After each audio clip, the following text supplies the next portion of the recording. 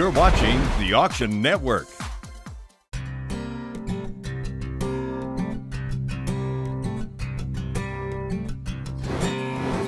Welcome back.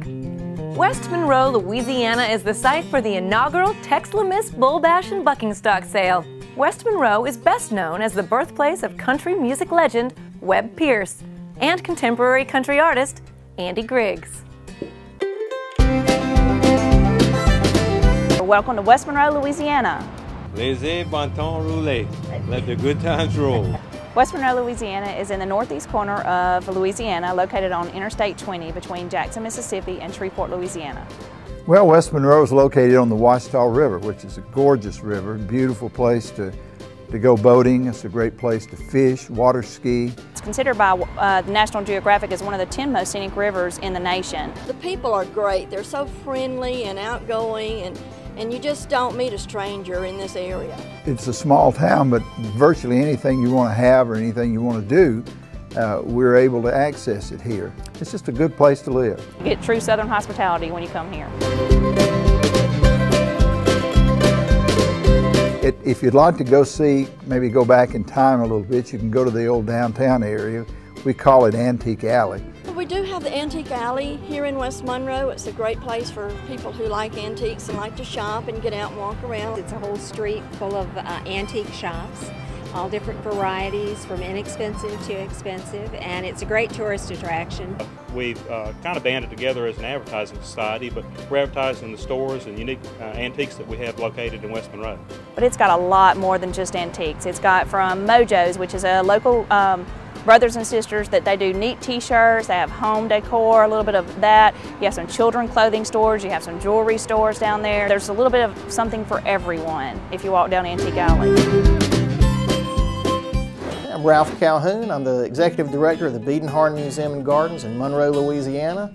We've got one of the greatest attractions in Monroe, probably one of the greatest attractions in northeast Louisiana. It's a little jewel of a place. The family that first bottled Coca-Cola, Joseph Biedenharn, his family settled here and they have their home open for tours. They have a Bible museum, fabulous gardens. Unfortunately, you're going to miss the tulips. They're just starting to bloom, but you'll see some. And the azaleas, when they bloom, like I said, it's a fabulous garden. The tour of the home is really neat. Really, the Biedenharn is a collection of different collections. We've got a Coca-Cola collection that dates back over 100 years. We've got an incredible garden that people just love and enjoy. And then we also have a Bible museum. The Biedenharn's connection with Coca-Cola comes from Joe Biedenharn, who in 1894 was the first person to take Coke out of a fountain, put it in a bottle, and sell it for mass production. So he was the first person to bottle Coca-Cola.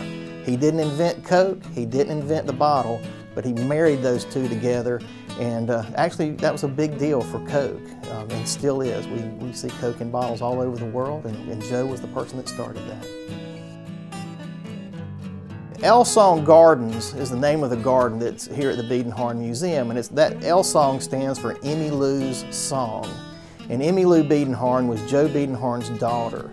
She had a musical career in Europe right for about a decade before World War II. And as the war was breaking out, her mother had passed away, and she really felt a strong connection to come back to Monroe to help take care of her father. I think the war beginning was a good push to get her back. And when she got back, the backyard was basically a dirt yard with some gardens, but vegetable gardens, tomatoes, there were chickens, there were pigs, things like that in the backyard.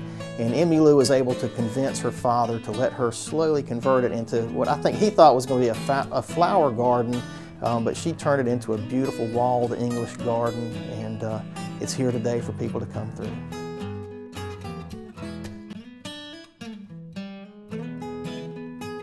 One of the great things about the Biedenharn Museum is we still sell Cokes in these little bottles for a nickel each. So after you take a tour, be sure to stop by the Coke machine and buy a nickel Coke.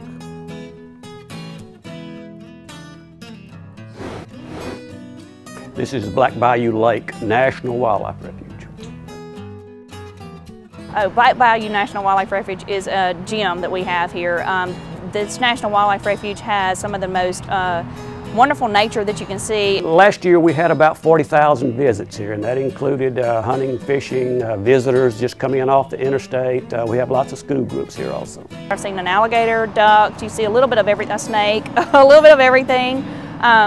It's just such a wonderful, peaceful place to go and visit because, like I said, it's getting back to nature. We have alligators, deer, a lot of the resident game, critters, small game, rabbits, squirrels, possums, raccoons, otters, lots of birds, songbirds, a lot of migratory birds pass through here coming and going in spring and fall.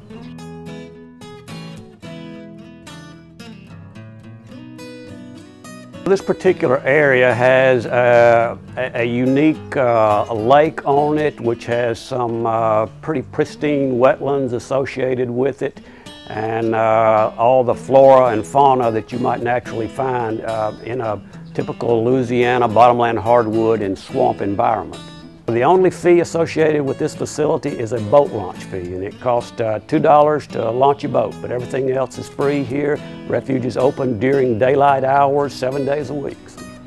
West Monroe is also home to Layton Castle, a unique piece of local architecture steeped in Louisiana history. In about 1814, Henry Bree had come over from Geneva, Switzerland, and he arrived in Monroe and first bought property other places, and then in 1814, as it's recorded in the town documents, he bought this spot in 1814. Henry Bree was very interesting to me. He's like a Renaissance man. He's my favorite ancestor.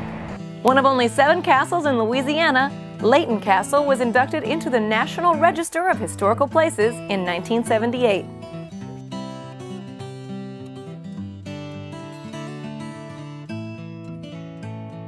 Layton Castle serves as one of the area's many bed and breakfasts, and guests claim it might be haunted. That added mystique makes it one of West Monroe's top tourist attractions. I don't know a thing who you're talking about told you that story. They said that we had pirates that came here and they ran down to the river in tunnels with silver, and all that's a lot of baloney. I mean, I've had a man at Carbon, he said, oh yeah, I think there were tunnels down to the river. And I said, I have explored every bit of that riverbank as a child, and I never saw any tunnels.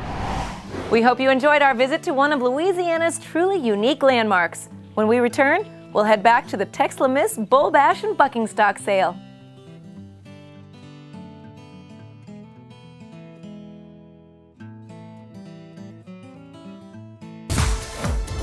To register for future live auctions, go to auctionnetwork.com.